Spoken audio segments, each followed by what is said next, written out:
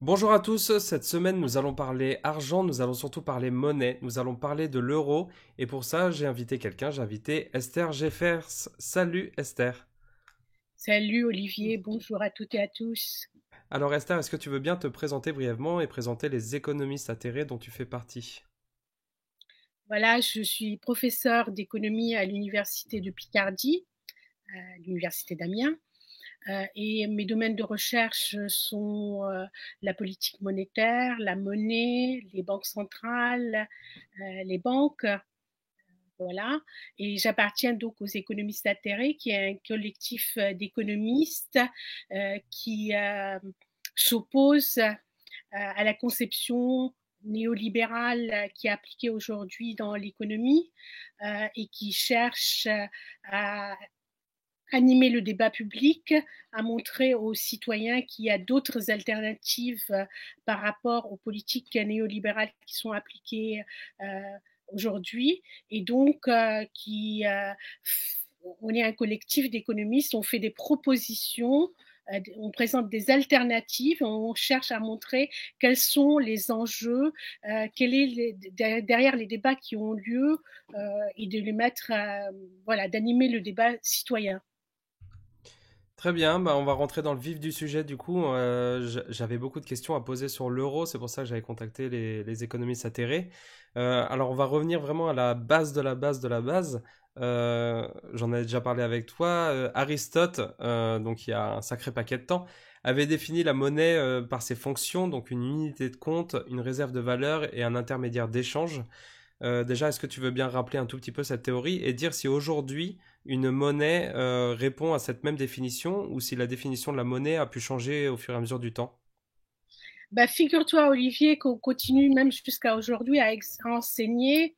Certains continuent à enseigner, la plupart continuent à enseigner encore aujourd'hui à l'université ce que tu viens de dire, c'est-à-dire de réduire la monnaie à ces trois fonctions, de dire c'est une unité de compte, donc elle va mesurer la valeur, elle va permettre les échanges et puis surtout ça va être une réserve de la valeur, donc ça va permettre aussi d'épargner et puis éventuellement de consommer plus tard. Alors, ce n'est pas que la monnaie n'a pas ces trois fonctions, mais c'est une vision qui est totalement réductrice de la monnaie. Ces trois fonctions ne nous disent pas ce qu'est la monnaie. Hein. Elles ne nous disent pas de quel échange, par exemple, il s'agit, ni d'où vient la valeur. Hein. Ça ne nous apprend pas grand-chose, si ce n'est que ça permet de faire les comptes et puis d'échanger. Donc. Et en fait, c'est une vision qui est très réductrice de la monnaie, qui en fait un simple instrument technique. Hein, on se cache derrière la technicité, alors que la monnaie, ce n'est pas ça. La monnaie, c'est avant tout un lien social. C'est ce qui permet les relations sociales dans une société. C'est donc une institution qui est sociale, tu vois. Et c'est ça qui est important parce que elle permet par exemple d'être un signe d'appartenance à une collectivité ou au contraire un signe d'exclusion d'une collectivité. Et puis aussi, surtout, il faut penser que la monnaie, c'est un instrument de pouvoir. Tu vois, c'est pour ça que les économistes atterrés, on est quelques-uns, on avait sorti un ouvrage qui s'intitule La monnaie, un enjeu politique. Pourquoi? Parce que la monnaie, c'est un instrument de pouvoir et qui date pas d'aujourd'hui. Déjà, les premiers rois de France ont assis leur pouvoir politique sur leur territoire en faisant frapper leur monnaie, la monnaie à leur propre effigie. Ou bien si tu peux regarder par exemple au XXe siècle que les États-Unis ont installé leur pouvoir sur le monde en faisant du dollar une monnaie internationale. Hein, à usage international. Donc tu vois, la monnaie, c'est un pouvoir et c'est un pouvoir, elle a un enjeu politique. Pourquoi? Parce que la monnaie, c'est ce qui va permettre euh, de d'inclure ou d'exclure, je l'ai dit tout à l'heure, mais ça permet aussi d'acheter des biens pour produire. Ça permet aussi, par exemple, d'investir, d'acheter les biens d'équipement, d'embaucher. Ça donne un pouvoir d'embaucher des personnes qui travaillent pour vous. Ça permet aussi, voilà, c'est du capital. Et ce capital, il ne permet pas juste d'embaucher et de produire, et ça permet aussi d'avoir un droit de regard sur l'organisation de l'entreprise, sur l'organisation du travail, sur le rapport salarial. D'accord, c'est un rapport de domination. Ça permet aussi de décider du partage de la valeur. Ça permet aussi, disons, même le système de retraite, il est impacté par ce pouvoir donc que donne de la monnaie. Donc tu vois que la monnaie, c'est quelque chose qui est loin d'être un instrument technique pour mesurer et échanger. C'est un pouvoir, c'est un lien social, ça a beaucoup d'impact, c'est un enjeu politique il permet de décider ce que la société, par exemple, va produire. Ce qui est extrêmement important quand même. Qu'est-ce que la société va produire? Pourquoi faire? Dans quel intérêt? Tu vois? Donc, c'est vraiment, il y a une dimension politique qui est extrêmement importante. Et des choix sur les projets qui seront financés, qui ne seront pas financés, qui déterminent justement le type de société dans laquelle on vit. Et c'est un enjeu qui est extrêmement important. Et c'est pour ça qu'on a voulu qu'il y ait ce débat. Je crois que la crise d'aujourd'hui, et même la crise de 2008, mais la crise 2007-2008, mais la crise d'aujourd'hui, la pandémie, elle montre l'importance justement de ce pouvoir-là.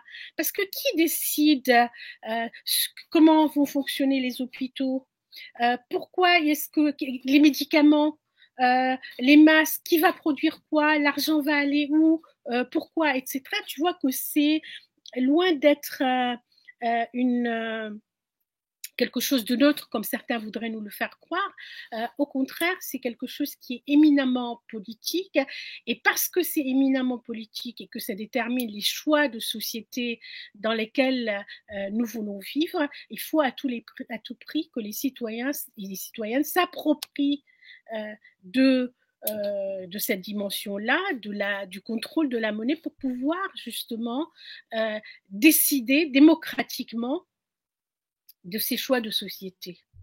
Qu'ils aient leur mot à dire, il faut absolument qu'on se réapproprie le débat et qu'on décide justement de notre avenir et de l'avenir de la société ensemble, et pas justement seuls ceux qui possèdent ce pouvoir-là actuellement et qui l'ont privatisé. Et du coup, pourquoi tu penses que dans les universités, on continue d'utiliser cette définition si elle n'est pas complète et si elle ne parle pas justement de cette dimension de pouvoir? Est-ce que c'est un choix volontaire ou est-ce que c'est une habitude qui a été prise? Oh, je pense que cette conception de la monnaie comme neutre, elle se rattache à des théories économiques et politiques, d'accord, et que cette vision-là, elle continue à être enseignée en dépit du fait que on voit bien que ce n'est pas la réalité. Et je pense qu'il y a beaucoup à faire au niveau des universités pour déblayer et nettoyer les programmes et enseigner l'économie autrement, enseigner l'économie politique. Mais ça renvoie aussi à des questions beaucoup plus compliquées qui n'ont pas à voir uniquement avec la monnaie, qui est que les économistes hétérodoxes n'ont pas leur place, la place qui leur revient aujourd'hui à l'université. Et donc, c'est tout ça qu'il faut changer, hein, et les programmes, et les postes, et le recrutement, et la manière dont les choses fonctionnent dans l'université. C'est On pour ça lit, qu'il y a l'Association française d'économie politique, la FEP, qui se bat avec justement les économistes hétérodoxes pour changer ces choses-là au niveau de l'université française. Mais je ne veux pas mélanger les débats. on lit souvent en lisant des articles sur l'Europe que l'euro est une monnaie qui a été mal pensée et mal construite. Est-ce que tu peux nous expliquer ce qu'on veut dire par là? Tu vois, nous, l'adjectif, le qualificatif pour l'euro, c'est de dire que c'est une monnaie incomplète. pourquoi elle est incomplète? Parce qu'elle n'a pas tous les attributs d'une monnaie à part entière. Je viens de dire que la monnaie, c'est un lien social, c'est une institution sociale. Or, l'euro n'a pas été conçu dans cet esprit-là. L'euro n'est pas fondé sur cette compréhension. L'euro est fondé sur une architecture bancale de l'Europe, de la zone euro, et qui est une architecture qui ne peut pas résister au premier choc important qu'il y a. L'euro a été édifié sur une conception sur une conception tout à fait réductrice à la fois de la monnaie, mais une conception réductrice de ce que doit être l'Europe. Si tu veux, c'est une conception qui est mercantiliste et financière de la construction européenne. Et ça, on le voit, les dimensions sociales et les dimensions politiques sont absentes de cette conception-là. Donc, c'est pour ça que pour nous, l'euro n'est pas une monnaie complète. La Banque centrale européenne, par exemple, elle émet une monnaie unique pour les citoyens, pour les pays, mais elle ne va pas venir, par exemple, elle va venir au secours des banques, mais elle ne va pas venir au secours, par exemple, des États qui puissent bénéficier de son appui pendant la période de crise. Tu vois, et puis même, je ne parle même pas des États. Regarde, normalement, l'euro était conçu comme avec l'idée que ça doit être un facteur de convergence vers des pays qui appartiennent à la zone euro. Or, qu'est-ce qu'on voit? C'est tout le contraire qui s'est passé avec l'union économique et monétaire. Au contraire, ça n'a fait qu'aggraver les déséquilibres macroéconomiques entre les pays de l'euro, creuser les écarts, et au contraire, ça joue comme une force de divergence, d'écart, au lieu de rapprocher et de faire converger les pays qui appartiennent à la zone euro. Et je crois que l'expérience de la Grèce, ou aussi aujourd'hui un petit peu l'expérience de la pandémie, pendant qu'on y est, montre que l'euro ne joue pas un facteur justement de rassemblement, de convergence des pays de la zone euro, mais le contraire. Et donc c'est pour ça qu'on dit que que l'euro est une monnaie incomplète. Est-ce que c'est pour ça, enfin, est-ce que c'est parce que la Banque centrale européenne est une entité indépendante d'un point de vue politique qu'on en arrive à cet état, ou est-ce que c'est vraiment dans l'écriture des règles autour de l'euro? Enfin, j'ai du mal à comprendre ce point-là. Ben, de toutes les manières, le fait que la Banque centrale européenne soit conçue, y compris dans ses statuts, comme étant indépendante, est quelque chose qui est pour moi, à mes yeux, inconcevable, qui renvoie à une vision qui est complètement fausse de ce que doit être une banque centrale. Et de toutes les manières, je crois que cette orthodoxie de mettre dans les statuts de la Banque centrale européenne, gravée dans le marbre des règles, montre combien c'est une conception qui est fausse, parce que la réalité, elle s'est chargée elle-même de faire sauter ces stupidité orthodoxe. D'accord, les 3% et la dette qui ne doit pas dépasser un certain seuil gravé dans le marbre, et la Banque centrale qui doit veiller à cette orthodoxie-là et qui doit être indépendante, tu vois bien qu'aujourd'hui, c'est hors de question. C'est un tabou qui est tombé. La réalité s'est chargée, les faits malheureusement graves se sont chargés de montrer que ce n'était pas quelque chose qui peut être gravé dans le marbre. Au contraire, et puis les banques centrales, elles n'ont pas toujours été indépendantes, loin de là. Jamais au départ dans leur conception. Et puis tu vois, quand tu regardes ce que fait la réserve fédérale, la Fed américaine, qui est la banque centrale des États-Unis, ou bien la Banque d'Angleterre, ou bien la Banque du Japon, tu vois bien que c'est pas du tout cette conception-là non plus, puisque eux viennent directement acheter sur le marché primaire à l'État, au trésor public, les titres de la dette, ce que la Banque centrale européenne a refusé. Elle est indépendante des États, mais elle est totalement dépendante des banques, puisque c'est aux banques qu'elle achète sur le marché secondaire ces titres de la dette qui sont des titres de la dette souveraine, hein, et non pas aux États. Donc je pense que ça, il faut que ça cesse. Il faut que la Banque centrale européenne fasse ce qu'ont fait la Banque d'Angleterre ou la Fed américaine et achète aux États directement sur le marché primaire les titres de la dette. Justement, sur la Fed, il y a quelque chose que je me demandais, c'est que il y a Donald Trump qui a beaucoup critiqué la politique monétaire de la Fed, surtout sur les taux directeurs. La Fed a quand même une certaine indépendance politique par rapport au pouvoir central. Mais qu'est-ce qui change par rapport à la Banque centrale européenne et l'euro? Ben, ce qui change, c'est que l'indépendance, elle peut être au niveau des objectifs ou au niveau des moyens utilisés. Tu vois, les objectifs de la Fed ne sont pas fixés. Donc, la Fed n'a pas une indépendance au niveau des objectifs qui sont fixés. Elle a une indépendance sur les moyens qu'elle utilise pour atteindre ces objectifs-là. Et quand même bien cela, elle doit rendre compte au Sénat, au Congrès américain, de son mandat. D'accord. Tandis que la Banque centrale européenne, elle a une indépendance totale. Hein, euh, et puis, ce sont des personnes qui n'ont pas été élues par personne. Et donc, ça, c'est un problème pour moi. Il faut revoir, il faut que, au niveau de la Banque centrale européenne, comme au niveau de l'ensemble du système bancaire, il y ait un contrôle. Et ce contrôle-là, c'est pas juste, il faut qu'il soit un contrôle social, c'est-à-dire avec différentes parties prenantes et représentant différents intérêts qui voient la marche des choses, un contrôle démocratique. Est-ce que tu peux rappeler justement sur la Banque centrale quels sont ses différents objectifs possibles et quels sont ses différents moyens possibles?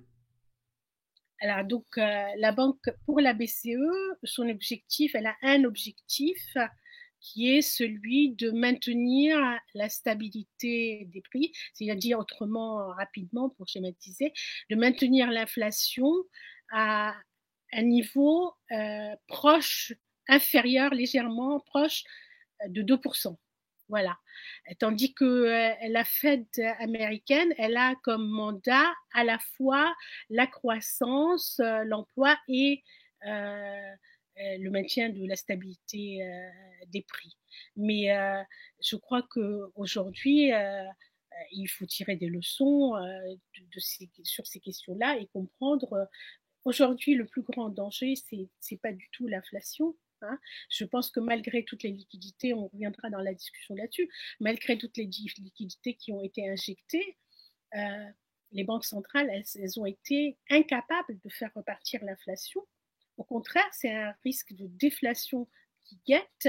C'est ce qu'on appelle, c'est-à-dire que malgré toutes les liquidités qui ont été injectées, on est dans une trappe de liquidités et on n'arrive pas à faire redémarrer le moteur. Et ce qui fait que c'est beaucoup plus difficile parce que quand on est dans une situation d'inflation, on sait qu'on a des outils pour faire baisser, pour combattre l'inflation.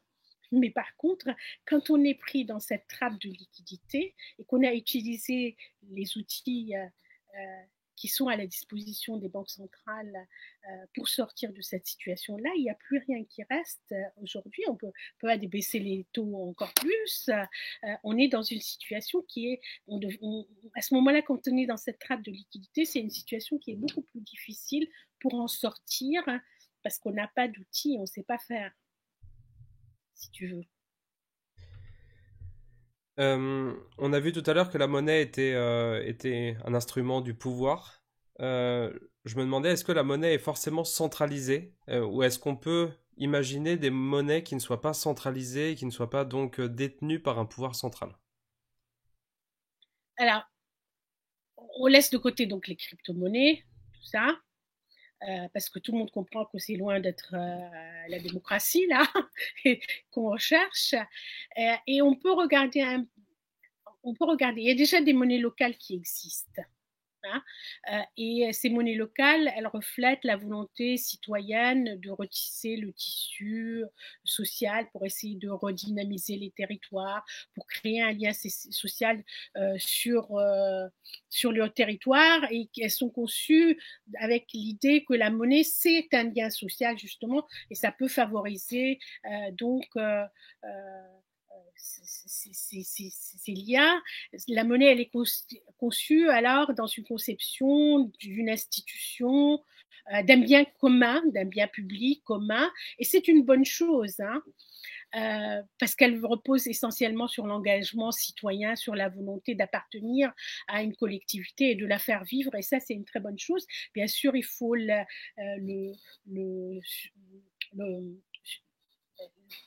contribution, enfin le soutien des collectivités locales, des autres à un certain niveau, et c'est une bonne chose. Mais si tu veux, le problème, c'est que même si c'est très précieux cet engagement de la part des citoyens, le pari est trop difficile de penser que juste avec des monnaies locales, on peut renverser l'ordre des choses telles qu'ils sont établis actuellement. Euh, si tu veux, il y a une question de pouvoir, il y a une question de propriété privée, il y a une question d'appropriation justement privée de ce pouvoir-là, et je pense que les monnaies locales aujourd'hui n'ont pas un tissu productif, une assise suffisamment large pour pouvoir renverser ce rapport de force. Et donc, et on le voit parce qu'elles sont contraintes de se rattacher ou de s'amarrer ou de s'ancrer à une monnaie centrale, si tu veux.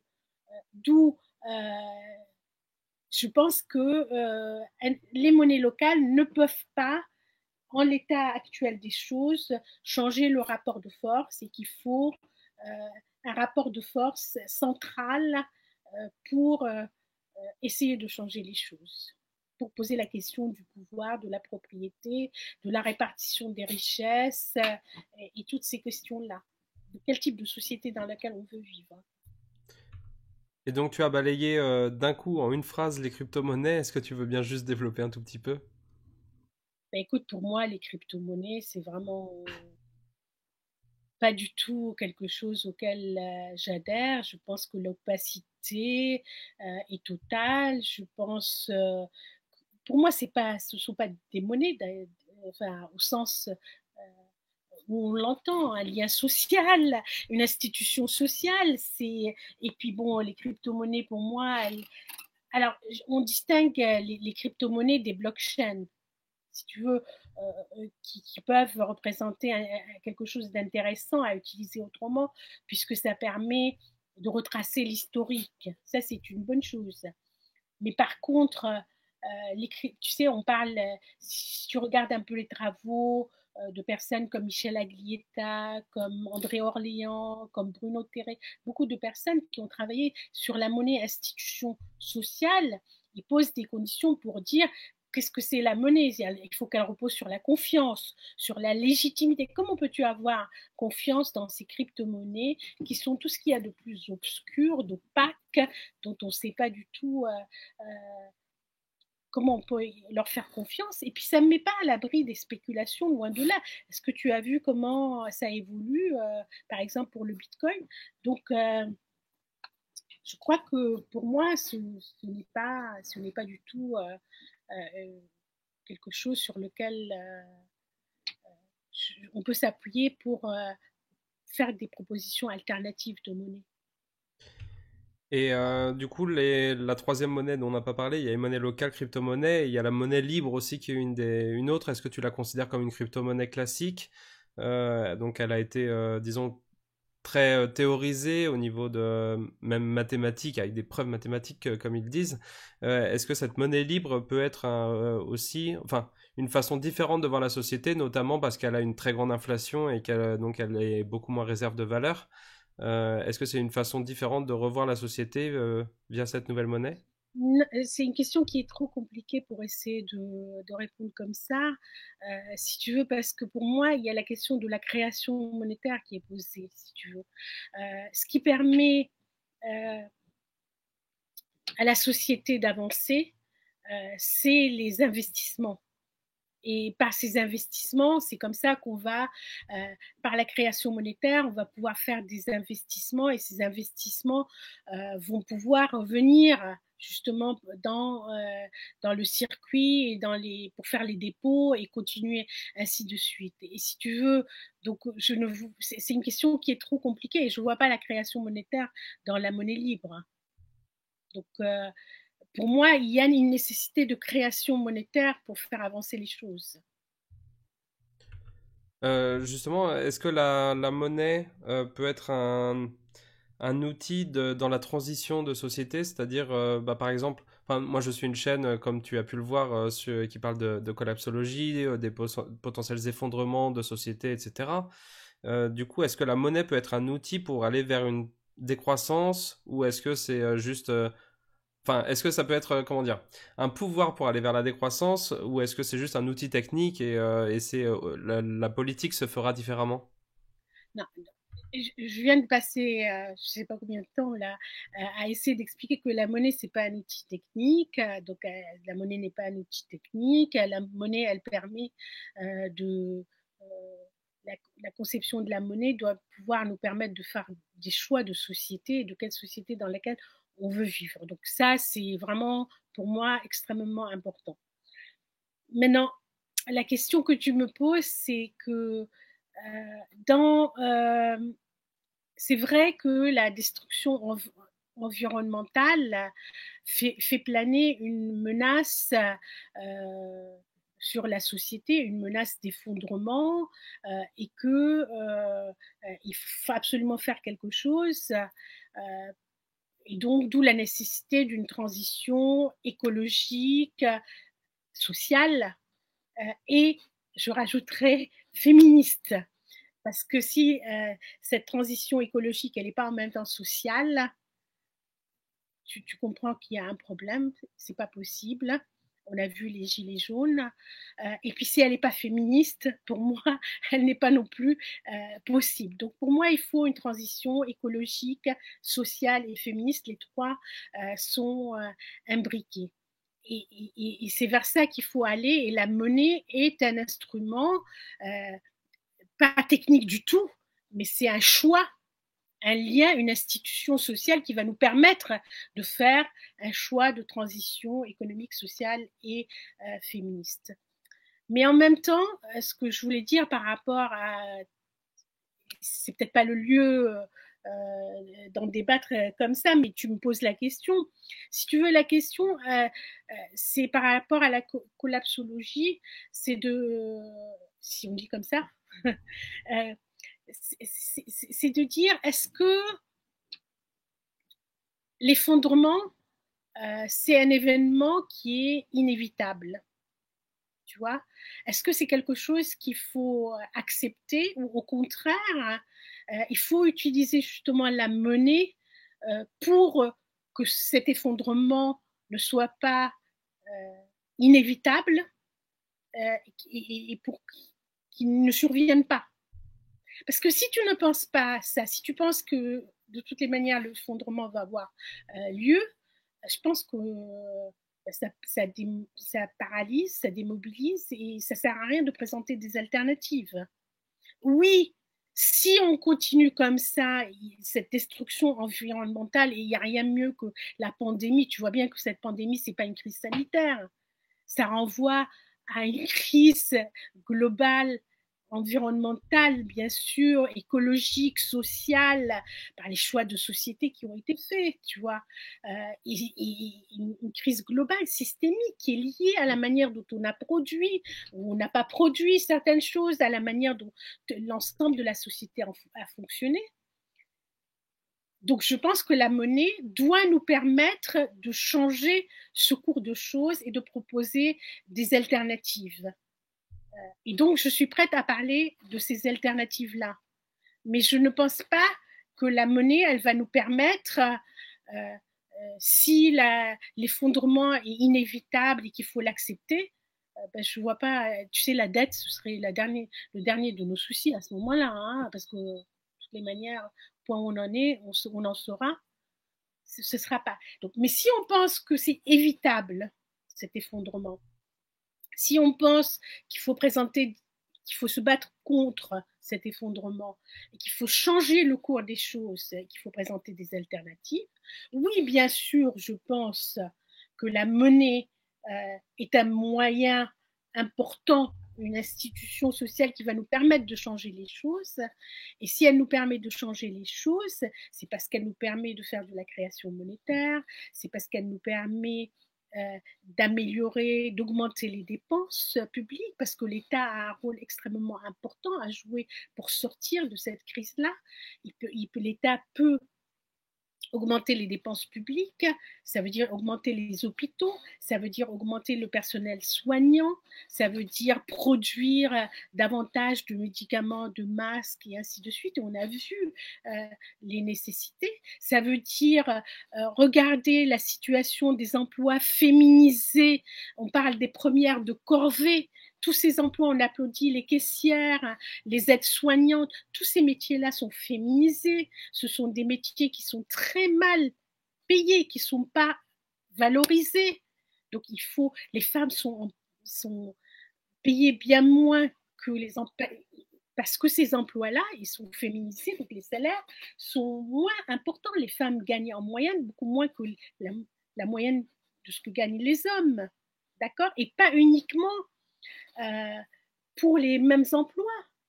Il y a 9% de différence dans les salaires que touchent les hommes et les femmes pour le même emploi, mais il y a 27% d'écart en moyenne pour des emplois qui pourraient être équivalents.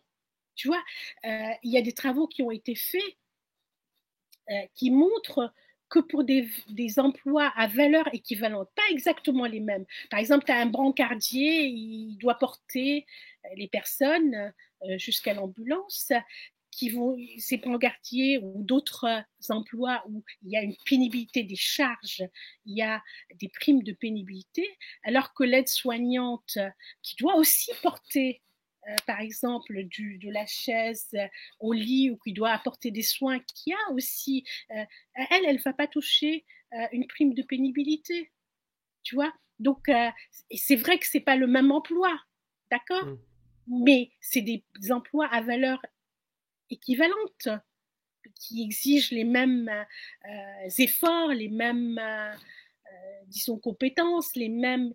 Et donc, ces emplois-là ne sont pas valorisés parce que ce sont des emplois féminisés. Et donc, tu vois, la création monétaire, elle pourrait permettre de revoir ces grilles d'emploi, de revoir ces catégories d'emploi et de les revaloriser, d'augmenter, si tu veux, les salaires. Donc, je pense que l'État, les dépenses publiques sur la santé, sur les services publics, sur les modes de garde des enfants, pour permettre aux femmes de ne pas avoir la double, voire la triple journée de travail, tu vois, les emplois dans les EHPAD. Il y a beaucoup de dépenses qui sont nécessaires et je crois que vraiment la pandémie a montré la misère dans lesquelles les personnes doivent se débrouiller faute d'équipement, pour faire leur travail tout simplement, tu vois. Donc il y a des dépenses à faire et ces dépenses-là, elles doivent être faites et donc l'État et les services publics ont un rôle important à jouer là-dedans. Et ça, pour moi, ça a un sens de penser que on peut transformer la dette publique en une dette perpétuelle. Ça a un sens parce que ça permet justement de poser les choses autrement, tu vois. Donc pour les personnes qui n'ont pas suivi ce débat, la dette perpétuelle, c'est le fait d'avoir une dette qui n'a pas de fin, donc qu'on peut rembourser en fait jamais. C'est un peu ça, hein, l'idée de la dette perpétuelle. Oui, oui, oui, avec vraiment un taux d'intérêt quasiment très, très, très faible, Mm. quasiment. Ça permet de, voilà. Et pour moi, si tu veux, ce qui est important, c'est de montrer là que la manière dont il faut réfléchir à la transition, même si on a redécouvert la nécessité des liens, des collectivités, et puis, disons, à un certain niveau local, mais je pense qu'il faut repenser tout ça à plusieurs niveaux, à un niveau local, mais aussi à un niveau national, mais aussi à un niveau international. Je veux dire, il faut penser les choses à un niveau Mm. monde. Hein. On ne peut pas tout simplement chacun dans son petit coin essayer de trouver des solutions à ces questions-là. Il faut changer la société, il faut la changer à l'échelle. Je vais repréciser ma question de tout à l'heure. Quand on suit les travaux de Jean-Marc Jancovici notamment, qui a démontré donc une certaine corrélation entre l'extraction fossile et le PIB, et qui dit que l'extraction fossile va devoir diminuer quoi qu'il arrive, donc le PIB va devoir diminuer quoi qu'il arrive, donc la production la production, enfin la production, la productivité va diminuer. Du coup, il va falloir faire des choix. Donc effectivement, il y a le cas de l'effondrement vraiment soudain, brutal, etc., où la monnaie, on s'en fichera. Mais il y a aussi des questions sur une transition un peu plus douce, où on va aller vers une certaine décroissance plus maîtrisée. Est-ce que, du coup, enfin, comment on peut voir la dépense publique, comment on peut voir la maîtrise de la dépense publique dans un système où la production va devoir diminuer quoi qu'il arrive et qu'il va falloir l'accompagner politiquement? Mais Olivier, qu'il y ait une décroissance dans l'énergie fossile, ok. Mais il va falloir quand même transformer les logements en logements écologiquement viables, d'accord? Ben, donc il va falloir dépenser. Mhm. Je crois qu'il y a des personnes qui ont chiffré ça. Hein. Moi, je ne travaille pas exactement sur ces questions-là, mais changer le chauffage, enfin, tout ce qui relève du chauffage pour réchauffer les immeubles, tout ce qui relève ben, des hôpitaux, tout ce qui relève de la santé, tout ce qui relève d'une autre agriculture. Est-ce que tu ne penses pas que ça va demander des dépenses et puis un autre fonctionnement? La transition écologique elle-même exige justement qu'on produise autrement.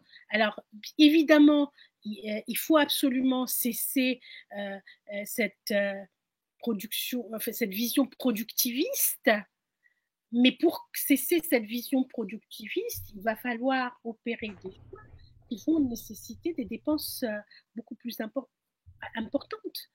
Et donc, produire autrement, ça ne veut pas dire ne pas produire. Tu vois, c'est alors après il y a beaucoup de questions et il va bien falloir produire des médicaments, il va bien falloir changer beaucoup de choses, faire fonctionner, se passer des voitures, se passer de beaucoup de choses. Donc il va falloir faire des dépenses extrêmement importantes justement, et les critères devraient être pensés à dans cette transition-là, les critères qui devraient être mis en avant, ça devrait être le caractère de bien commun, si tu veux, que sont par exemple l'eau, que sont par exemple des tas de choses, la santé, la biodiversité, tout ça qu'il faut restaurer. Donc, à mon avis, oui, il y aura une décroissance de certaines productions et de certaines énergies, et heureusement, mais il y aura d'autres dépenses pour arriver à cette transition-là, pour produire autrement. Ça ne se fera pas comme ça, sans nous coûter quoi que ce soit. Mhm. Mais du coup, enfin, si j'ai bien compris, euh, toi ou les économistes atterrés, je ne sais pas, vous soutenez qu'il faudrait injecter beaucoup plus d'argent dans le système et finalement que l'inflation ne soit plus trop un critère regardé et que le plus important, c'est de voir la destination des sommes injectées et donc leur utilité dans la société? Oui, oui, oui, ça, je pense que vraiment, au-delà des nuances ou des désaccords, je pense qu'on pense tous et toutes qu'il n'y a pas, contrairement à la vision monétariste, quantitativiste de la monnaie, il n'y a pas un lien mécanique, un lien entre masse monétaire et puis inflation, tu vois. Euh, la conception monétariste, c'est de dire attention, il faut surveiller la masse monétaire parce que dès s'il y a des injections de liquidités, alors automatiquement l'inflation va repartir. Bah, tu sais, j'ai même pas besoin de faire un discours, il n'y a qu'à regarder tout ce que le Japon a fait depuis plus d'une vingtaine d'années, tout ce que les banques centrales ont fait, que ce soit en Europe, aux États-Unis, au Royaume-Uni, depuis une dizaine d'années, plus d'une dizaine d'années, depuis 2007-2008, pour voir que le lien entre liquidité, masse monétaire et inflation n'est pas vérifié. Je crois que ce qu'il faut comprendre, c'est que l'inflation, et même je pense que c'est le contraire qui nous guette. Euh, et ça, c'est beaucoup plus grave que l'inflation, tu vois. Pourquoi? Parce que je pense que le comportement, que ce soit des entreprises, des chefs d'entreprise, des ménages, des particuliers, leur comportement par rapport à l'avenir, il leur dépend, si tu veux, du pronostic qu'ils font, de l'incertitude qui pèse sur l'avenir, si tu veux. Dans un avenir incertain, il est difficile de faire des projets d'investissement, de ne pas savoir si on va pouvoir écouler sa production ou pas, si on va vendre des voitures ou pas. Il est très difficile de faire des projets indépendamment, disons, de l'idée qu'on se fait de ce que va être l'avenir. Si tu veux. Donc, tout dépend de l'idée qu'on se fait de l'avenir. Hein, pour les entreprises, pour les ménages, pour les particuliers. Tout dépend de cela. Donc, si tu veux, si l'avenir est incertain, si les chefs d'entreprise pensent que malgré toutes les liquidités qui ont été injectées, malgré le caractère très expansionniste de la politique monétaire, la tendance fortement baissière du produit intérieur brut à la sortie de la crise va se poursuivre, que la, voilà, et ben ils vont pas vouloir investir et les ménages ne vont pas vouloir consommer. Hein. Soit ils n'auront pas les moyens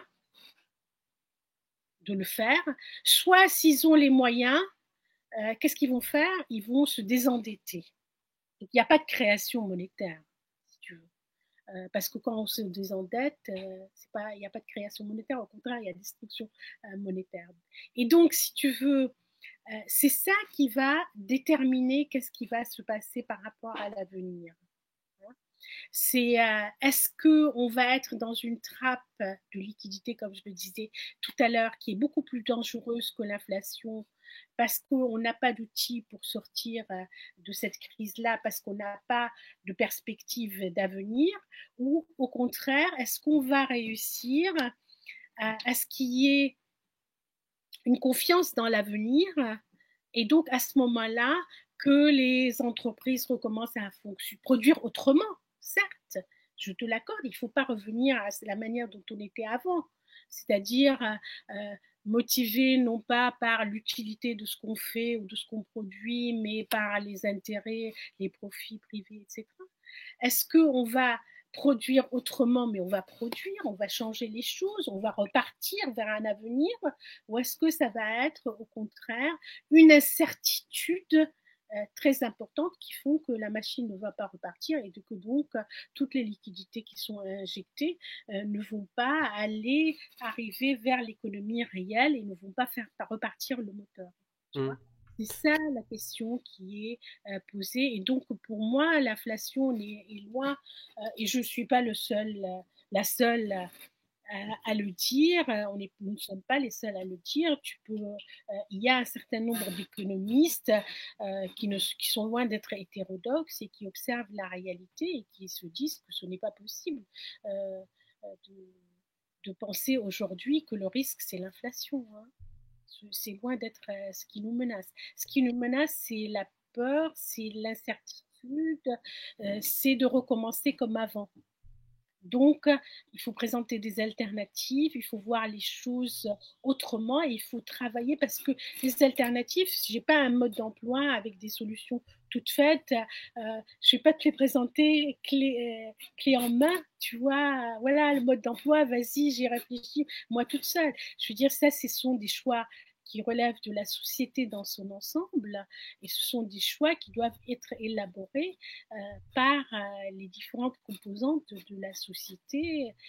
Ce que je sais, c'est qu'il y a des biens communs qui correspondent à l'intérêt général et que c'est ça qu'il faut privilégier. Et ce que je sais, c'est que la monnaie doit être au service de la société et de l'intérêt général et non pas ce qu'elle est aujourd'hui. Pour revenir sur l'injection de monnaie, après on repassera sur les alternatives. Non, on va être pris par le temps. Oui, donc sur la... minutes parce qu'il faudrait que je prépare quelque chose. D'accord. Sur l'injection de monnaie, juste une dernière chose, il y a Stiglitz notamment et Piketty qui disent il y a eu un grand accroissement des inégalités. Est-ce que l'injection de monnaie ne risque pas d'augmenter les inégalités? Est-ce que c'est néfaste pour la société aussi? Tout dépend ce qui est fait de ces injections de monnaie. D'accord? Si, alors je reviens un peu sur ce que j'étais en train de dire, où je me suis un peu, regarde, j'ai dit tout à l'heure qu'il n'y aurait pas d'inflation, mais j'aurais dû préciser sur le marché des biens et des services. D'accord? Parce que si ces liquidités sont utilisées non pas pour l'économie réelle, c'est-à-dire qu'elles ne parviennent pas, il n'y a pas une transmission à l'économie réelle, on n'embauche pas davantage de personnes, on n'améliore pas les salaires, tu vois, pour que les gens puissent consommer, etc. Par contre, ça peut être utilisé sur d'autres marchés, l'immobilier commercial, sur d'autres marchés qui existent, des actifs financiers. Et là, tu peux avoir une inflation, non pas au sens traditionnel du terme, c'est-à-dire une inflation, une augmentation des prix des biens et des services, mais une augmentation des prix des actifs financiers, de la bourse, de l'immobilier commercial, tu vois. Là, il peut y avoir, à cause de la spéculation, une inflation et des bulles qui se forment. On l'a déjà vu dans le passé et ça peut continuer, ça peut recommencer. Donc, oui, l'inflation sur ces autres marchés, elle peut exister. Et donc, oui, ces injections de liquidités, tout dépend à quoi elles sont utilisées. On revient à cette question-là.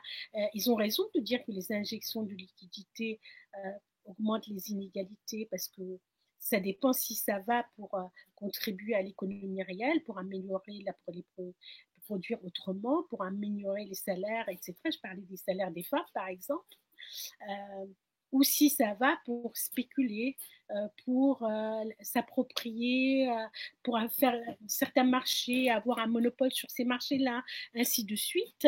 Donc là, oui, ça augmente bien sûr les inégalités, c'est des inégalités sociales, des inégalités géographiques, des inégalités entre pays, etc., si tu veux.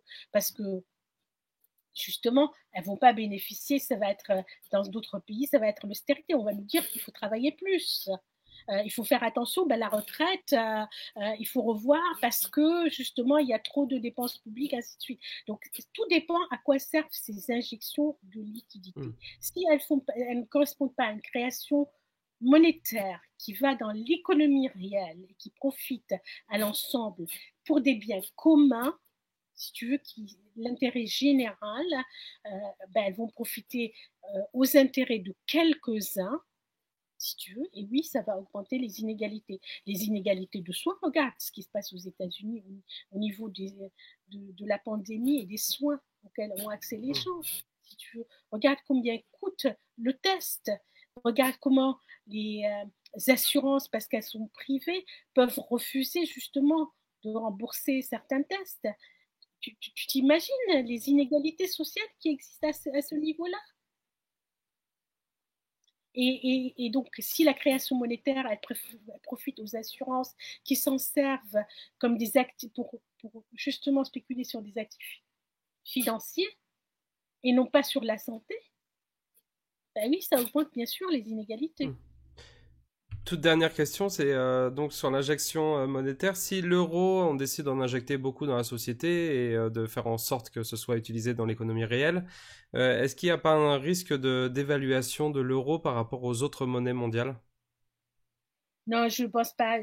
Honnêtement, je te dis, je pense que ce ne sont pas les dangers qui nous guettent. C'est ni le risque d'inflation, ni le risque de dévaluation de l'euro. Je pense que là, on est dans des questions beaucoup, beaucoup plus importantes. Cette pandémie et les années qui viennent, c'est un vrai test grandeur nature pour l'euro et l'existence même de la zone euro. Hein. Et donc, soit il y a une autre vision qui se forme de l'euro et de la zone euro pour essayer justement de créer un minimum de solidarité entre les pays et on s'en sort, ou l'euro, c'est même pas qu'il sera désévalué, il n'existera plus, et puis voilà, c'est plus dans ces termes-là qu'il faut se poser là maintenant les questions. Si la zone euro n'est pas capable de montrer un minimum de solidarité entre ses membres pour traverser une épreuve comme celle-là, comment veux-tu que l'euro survive? Donc, je crois que ça, ce sont les dangers. Ça va être des tests grandeur nature pour voir si l'euro tient le choc ou ne tient pas. Hein. Déjà, il est en très mauvais état de ce point de vue. Donc, soit on change, il y a une bifurcation vers d'autres choix qui se font, soit je pense que la zone euro ne survivra pas. Bon, allez, les Money Awards, quelle est la meilleure monnaie au monde? La mieux pensée? Je ne pense pas qu'elle existe vraiment. Je ne peux pas distribuer là des awards. Bon, bah tant pis. Bon, bah merci beaucoup Esther, en tout cas pour le temps et pour tes explications sur la monnaie. Si des personnes veulent un tout petit peu plus d'explications, on avait fait cet ouvrage, donc La monnaie chez les économistes, avec les économistes atterrés, avec plusieurs de mes co-auteurs, que je ne cite pas, mais qui sont là. Et donc, je pense que c'est un ouvrage qui est très pédagogique et en même temps, sur le fond, à l'essentiel lié. Donc, je peux conseiller cette lecture-là. Eh bien, merci pour ce conseil de lecture. Et à tout le monde, je vous remercie d'avoir regardé cette vidéo. Comme d'habitude, n'hésitez pas à la commenter, à poser des questions ou à dire vos remarques, à la partager autour de vous. Et puis, on se retrouve très bientôt pour une nouvelle vidéo. Voilà, merci encore à toi, Esther. Et à bientôt tout le monde. Olivier. Au revoir, à bientôt. Alors sur cet écran, c'est incroyable, c'est fantastique, vous pouvez faire beaucoup de choses très intéressantes. La première, c'est cliquer sur le rond central, puis sur s'abonner. Ensuite, vous pouvez choisir l'une des 2 vidéos proposées, et la regarder, et la partager aussi, et vous abonner, et faire abonner vos amis.